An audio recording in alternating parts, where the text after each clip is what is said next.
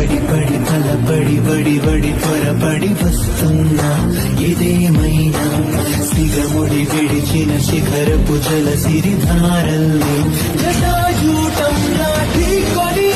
సవాలని తెగించి నీ వైపు దూసుకొస్తున్నా